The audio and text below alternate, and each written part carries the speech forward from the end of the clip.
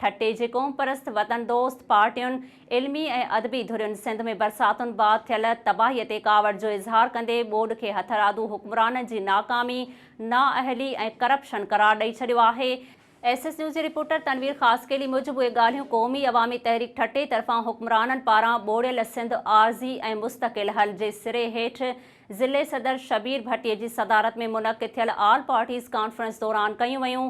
Conference में Sindh culture forum जे बानीकार सादिक लाखो, GA Sindh Mahaz ज़िले ठटे जे सदर अमजद शोरो, अवामी राब्ता तहरीक जे मरकज़ी सदर एडवोकेट सरवर पलीजो, पोरियत मज़ामत तहरीक जे नज़र जाखरो ऐं ॿियनि ख़िताब कयो। हुननि चयो आहे त सिंध में हुक्मराननि जे नाक़स पॉलिसी करप्शन सबबि वॾी तबाही थी आहे। लखे माण्हुनि खे हथ वठी ॿोड़ियो वियो आहे। हुक्मरान मुतासिर माण्हुनि जी मालिकी करण में किरदारु अदा करण बजाए सिंध जे सूरनि में इज़ाफ़ो करे रहिया आहिनि।